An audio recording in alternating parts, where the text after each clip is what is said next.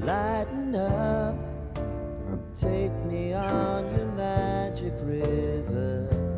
Tell me all your dreams align. 7 hours after landing, after careful preparations for later ascent were completed, Armstrong opens the Eagle hatch and begins his climb down to the surface.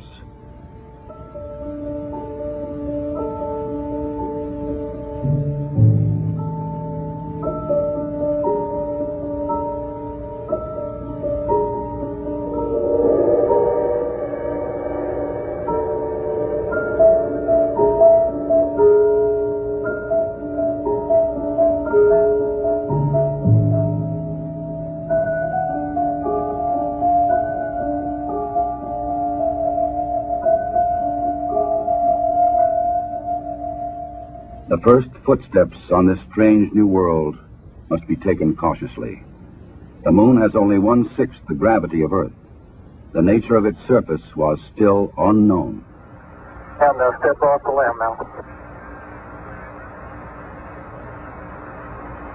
That's one small step for man, one giant leap for mankind.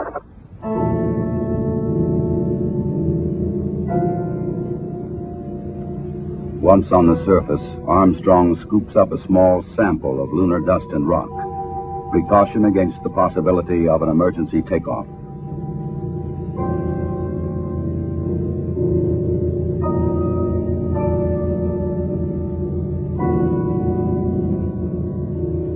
According to plan, astronaut Aldrin now descends from the Eagle. He and his equipment would weigh 383 pounds on Earth.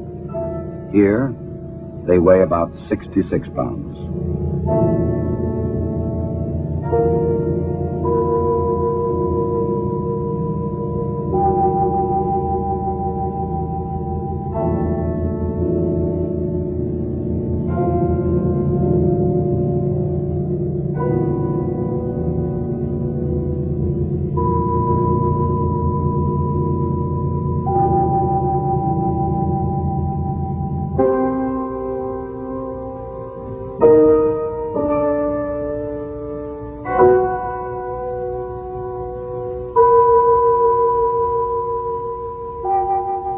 For a brief moment, the first men on the moon stand and look at the stark, lonely landscape around them, an experience which no one before them can share.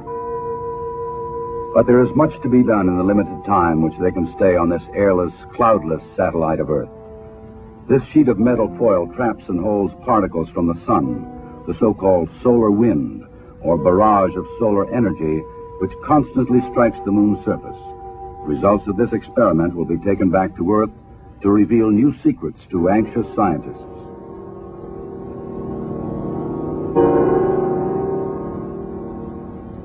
An American flag is left behind on the moon, together with medals honoring American and Soviet spacemen who lost their lives in earlier space tests, and a small disc carrying messages of goodwill from 73 nations on Earth.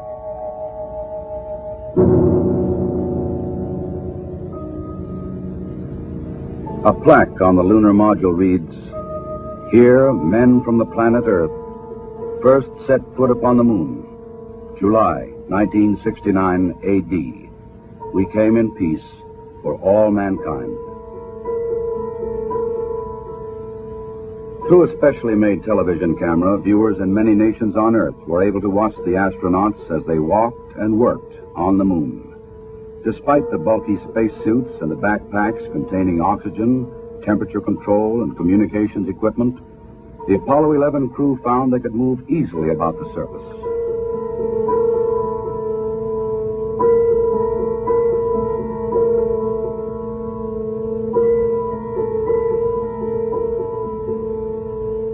Because there is no wind or rain on the moon, these footprints will remain for centuries.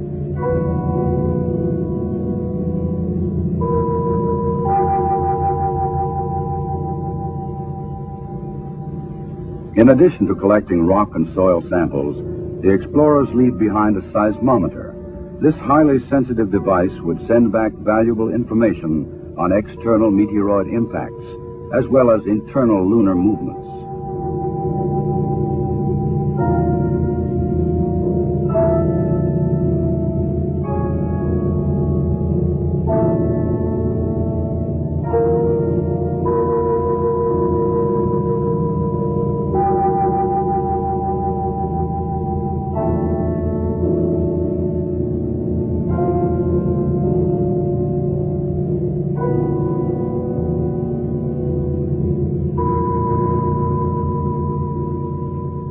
A 100-prism laser reflector would help man to measure the exact distance from Earth to Moon to an accuracy of 6 inches.